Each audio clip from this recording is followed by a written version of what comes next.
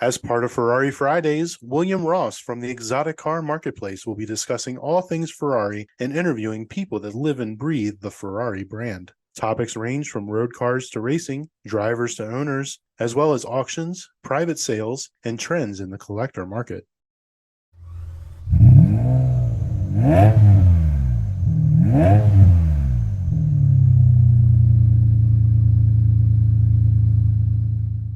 And welcome back to the Ferrari Marketplace podcast, where we talk about everything Ferrari related. I'm your host, William Ross. First, let's give a shout out to our supporters and sponsors. For everything from Ferrari and Porsche, Lamborghini and Koenigsegg, visit exoticcarmarketplace.com. If you're into anything with wheels and a motor, log on to the Motoring Podcast Network and check out our family of podcasts at motoringpodcast.net. This is the place to find your favorite new show. Next up, a shout out to David Beatty and his team at Slot Mods, who custom build some of the coolest slot car tracks in the world at slotmods.com. Let your imagination run wild. And finally, Grand Touring Motorsports, covering all aspects of auto racing and motorsports history. Check out their e-zine at gtmotorsports.org. All the links for our sponsors are in the description. But also, I'd like to give a shout out for our event happening July 27th at the Rock and Revs Automotive Festival. Check out rockandrevs.com to get all the details. We got the best prizes and awards. Winners get some Schwinn Stingray Apple Crate bikes, Mongoose BMX bikes. We got all these Lego Technique things people can win. Tons of raffle prizes. We have over $2,000 worth of tools and equipment that were donated by ECS Tuning. So we have a lot of cool stuff. So definitely check out rockandrevs.com. And if you are able to make it up here to the Northern Ohio region, to Fairview Park, Ohio on July 27th, definitely stop by. It's going to be definitely worth it. We got a lot of cool stuff happening. So onward. It's the month of May. And what do you talk about in the month of May? The Indy 500. Let's talk about Ferrari's relationship with the Indy 500. As short as it may be, but interesting, I guess you could say. Now, those of you that don't follow F1 all that closely, or maybe it's history, maybe you follow it now because of the Netflix series Drive to Survive, which I watch. You know, it's brought in a lot of new F1 fans, definitely, but yeah, I don't know how many of these fans are actually then looking into the history of Formula One, which they definitely should, because the history is awesome, and your 50s and 60s and 70s is just, and the 80s is just cool, and 90s, so the history is really cool. But anyways, for those of you that aren't all that familiar, between 1925 and 1928, more recently, 1950 to 1960, the Indianapolis 500 was actually part of the F1 World Championship. You could score points to go towards the championship at the Indy 500 racing in it. No one really did coming over from Europe, and one of the really only reasons that they included that in it was the fact was that way they could say, hey, we are a world championship, so they could say they have races on all these continents. So they didn't have one at that point yet in the United States, but they needed to have something to kind of, I guess, justify their title. They said, well, let's just include the Indy 500 in it, but no one raced it. Especially now no one does, because it always falls on the same weekend as the Monaco Grand Prix. Back then it did not. There was really no issues with it. And I guess I should take that back. Maybe there was a little bit of issue because the way qualifying was back in the day, qualifying used to happen over multiple weeks for the Indy 500. They condensed it way down this day and age just to kind of reduce costs and that. But back in the day, you had your qualifying, bump day, car, you had all these things. So, it was pretty hectic. And you had the month of May was for the Indy 500. Now you have like 3 races for IndyCar in the month of May. It used to be, it was only the Indy 500 because you had practice, you had qualifying, you had bump day, you had all these things. So a little bit different. We're not so much worried about 1925, 1928 because, that was kind of a very, very different time in F1. I want to say in its infancy, so to speak, because it really wasn't, so much there really wasn't an F1 World Championship, let's just say. 1950 to 1960 is what we're going to focus on more, because that's when really had the F1 World Championship, and that's the time when Ferrari was getting rather dominant in Formula One. They wanted to have some representation over here because one, hey, it is part of the World Championship, but two, the prize money that was up at that time, I want to say the 1952 race, it was over $230,000 was the prize pool. So I can't remember what the winner got, but the amount of money that a driver could win back then was more, if not 2 to 3 times as much as they could win over in Europe if they won every race they entered. It was huge dollars. One thing was exposure, everything along those lines. You had a lot of guys, especially into the 60s when you had the great Jimmy Clark, all those guys coming over and winning stuff because they could win a ton more money than they could racing over in Europe. You know, it was a different time back then. They raced everything and anything. But let's kind of get back into the 1952 Indy 500. Prior to the Indy 500, the 1952 Indy 500, Ferrari had poked around with possibly going in and look at the rules and regulations, everything like that. But in 1952, they wanted to make a very serious effort. They basically had one full-fledged factory-backed entry with Alberto Ascari. It was the Ferrari 375 that they had sent over there. That was the one that they were going to go with. But there was also 3 private entries of these cars that were sold to independent teams, I guess you could say. It was by Johnny Parsons, Johnny Morrow, and Bobby Ball were also, but they didn't qualify, lack of speed. And not to say that Ascari was all that quick either. He only qualified 25th. To meet the regulations and rules for the Indy 500, they had to modify the 375. They lengthened the chassis a bit. They did a few other things, obviously increased their weight. But one of the big issues that the car had was the Barani wire wheels. Now, when they got to the track in early May, other competitors, because back then everybody helped everyone. Everyone was going to go around. They're going to give you, hey, support, help, whatever you need, because it's like a family environment. And they told those guys, don't run those wire wheels. They will not last. They won't be able to put up with it. And they didn't listen. They were telling them to switch to Halobrand magnesium wheels. They just didn't listen. An interesting point, because that's what ended up taking them out of the race. So as I said, Ascari qualified 25th. He had worked his way up to 9th. So he was moving ahead. He was getting there. He was racing now, retirement, what have you, everything like that. He got to lap 40, so there's 200 laps. Not quite halfway, a little more than a quarter way, but then the wheels failed. It really wasn't that long of a race. Kind of like a side note, what's kind of interesting for this is they were running the F1 World Championship. There were 2 races that Ascari did not win out of that championship that year. Out of the 8 World Championship races that year, 1952, there's only 2 that Ascari didn't win. Now, one was Piero Taruffi won in a Ferrari, and all the other races won by Ferrari because Ascari won the last 6. But anyways, the one in Switzerland on May 8th was won by Piero Taruffi in the Ferrari. On May 18th, and the reason Ascari couldn't be there because he had to be in Indianapolis to qualify for the race. So he wasn't at that one. And then the second race that goes towards the championship was the Indy 500. And so that was run by Troy Ruttman, won that race. But obviously Ascari retired on lap 40 because of his Barani wire wheels. But the interesting fact is the last 6 races of the year, Ascari won them all. Not so no competition, what have you, but that's just how brilliant of a driver Ascari was. I mean, that guy's legendary. You got those guys back there, Ascari, Nuvolari, Fangio. I mean, you just got some of those big names back in the day. What those guys could do driving those cars, unbelievable. I mean, just absolutely unbelievable. But yeah, so that was kind of an interesting fact too for the F1 World Championship was pretty much in essence he didn't win all the races. He won majority of them. And, the only one really, in my eyes, F1, the race that he didn't win every 4 World Championship was the one in Switzerland when he was qualifying. You really can't consider the Indianapolis race part of the World Championship because no one came over from Europe to run it, to include it in their points. It was just too much of a concerted effort. You had to miss the one race because of qualifying, everything along those lines. But anyways, back to Mr. Ascari and the Indy 500. And like I said, there was 3 other private entrants that were also purchased Ferraris. They could not get up to speed at all. It was a head scratcher. Indy is a very unique place, and I think Europeans, I want to say, took it for granted. Oh, you're just turning left. How hard could it be? But Indy's a very unique track. One, you have a car that lasts. It's that thing. You have to finish first. You got to first finish. During practice and qualifying, they were scratching their heads because they were not anywhere near qualifying times. They just did not have the speed. So they kept plugging away.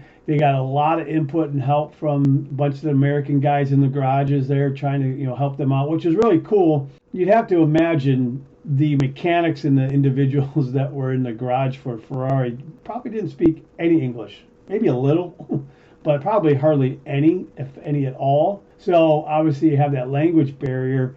Such a different time. You got to think about this. Italy, you're 1952. You're only, 7 years removed from World War II. Italy was with Germany. I mean, there's still a lot of contention there with Americans towards Italians. So that would have been interesting to see how that dynamic played out. Obviously, racing, and people, hey, respect racers and everything like that. But different times back then. Be interesting to see how that was. But again, what they had to do to modify that car to get it to meet the regulations for the Indy 500 really hampered that car and really kind of dug a hole for it to try and make that thing last. And that more than likely also played a role in the wheels not being able to put up with it. That's a lot of G-force. I mean, you have a front engine V12 car.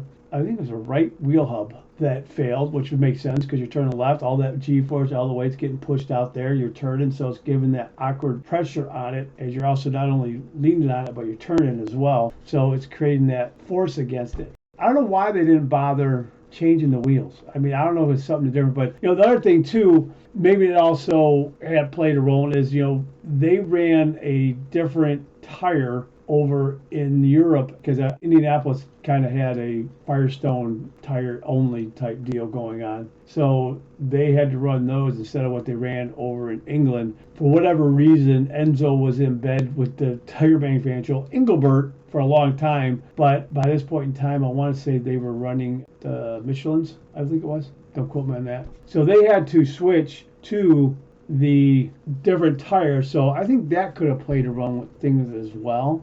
As we know, tires can play a big role in how a car is manufactured and everything like that.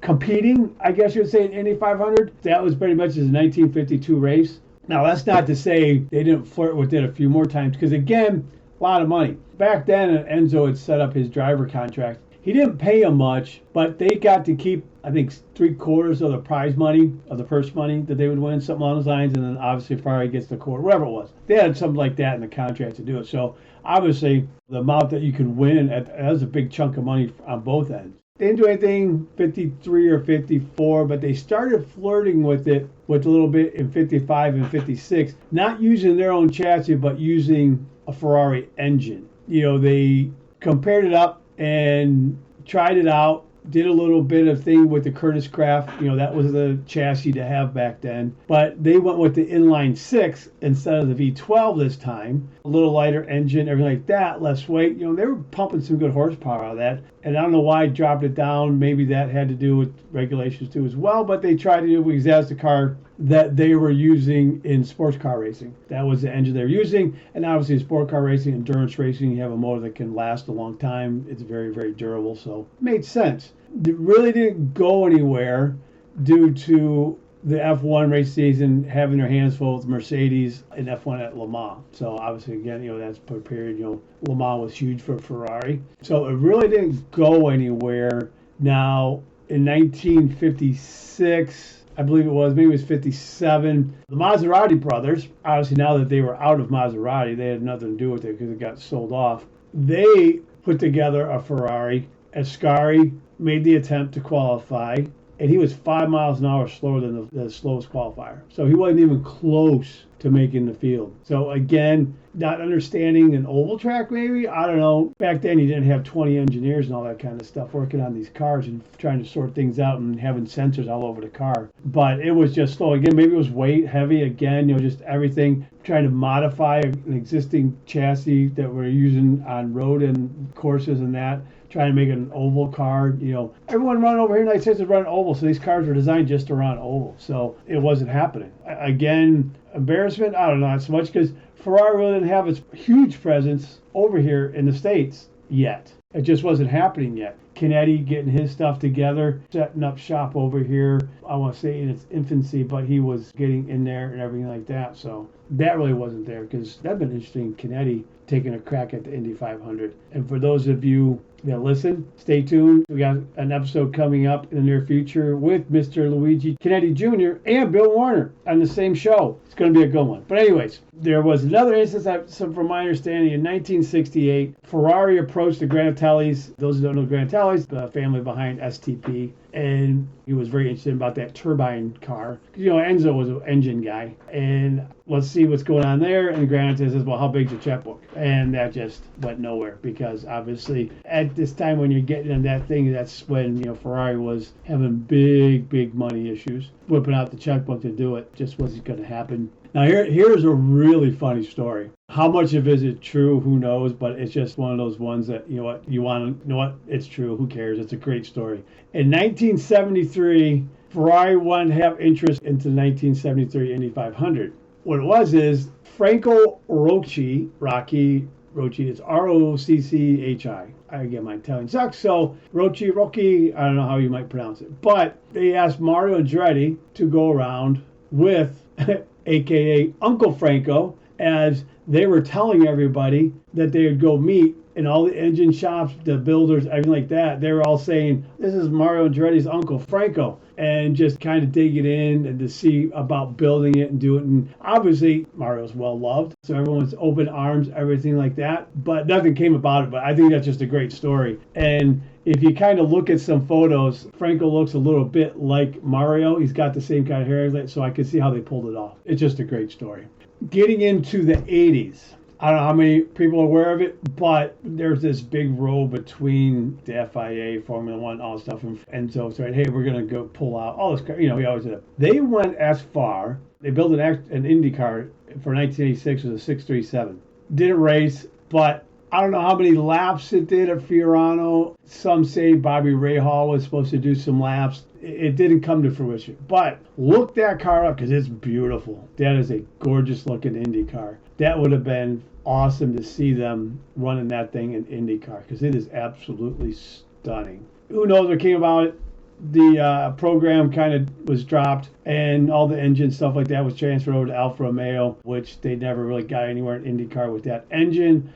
But that's something really cool you should take a peek at. Check out the IndyCar Ferrari built for the 1986 season. It is gorgeous. Now, I don't know where that car's at now. I don't know if it's sitting over in the museum, anything like that. You don't ever hear hardly anything about it unless you dig it up. So anyone out there knows where that car is sitting. If it is in the museum, let me know. I'd love to see this thing in person because this thing is cool. I mean, I don't know if they scrapped it. Back in that day, hey, just a race car and whatnot, they scrap it for parts, who knows. But that would really, really be cool to see. Now, I know recently Ferrari flirted with it because of the engine regulations that IndyCar was proposing. And I know there was a big push for IndyCar courting Ferrari about having them come in because it's the name, everything like that. But it just really didn't go anywhere because obviously all the money they put in F1. But now with the cost cap in F1, hey, maybe there was that thing. But obviously we know what happened. Ferrari went into the World Endurance, which was fantastic. It's off seats, it's back to Le Mans, winning Le Mans, everything like that. So that was awesome to see. Anyway, that was our little foray into Ferrari at the Indianapolis 500. Like I said, it's pretty cool, interesting story. It's not a very lengthy story because they only raced basically the one time. They tried to qualify twice, but it really didn't get anywhere. He was out, Ascari was out in lap 4. But like I said, I think the cool thing is how dominant Ascari was in F1 back then. He couldn't race the first race in Switzerland because he was qualifying for the race. And then obviously he was racing in the Indy 500, which wasn't conflicting anything. The Indy 500 was a points race. He falls out in lap 40. Then subsequent the rest of the year, he wins the last 6 races of the season and becomes world champion. It would have been cool if they would have made a few more attempts at it. I just don't think what went into it to really make a concerted effort. I don't think it was there that much. I think it would have been interesting if some people had made more of an effort using the Ferrari motor maybe. Again, it's such a different discipline from F1 to racing over here in oval racing and everything like that. There's so many specifics you built for an oval car compared to one that's going left and right.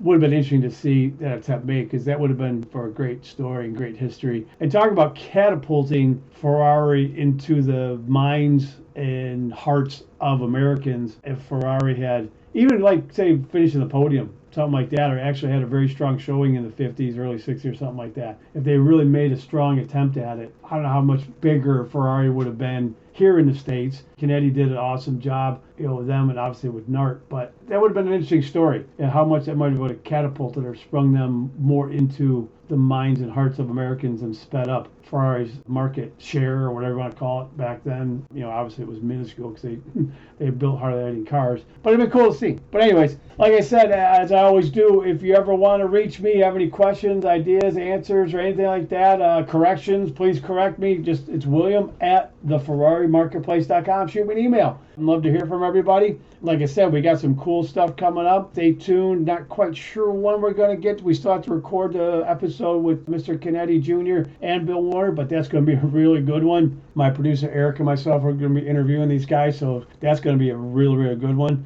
That might be our first one we foray into actually having video as well on the YouTube channel, because I think that'd be kind of cool to have. So been dabbling with that and going that route. So again, remember, check out the FerrariMarketplace.com, ExoticCarMarketplace.com. Check out everything going on at those two sites. A lot of cool stuff happening, a lot of stuff getting added. We got some cool stuff on there. Until we speak again, appreciate it, everyone. Have a good one.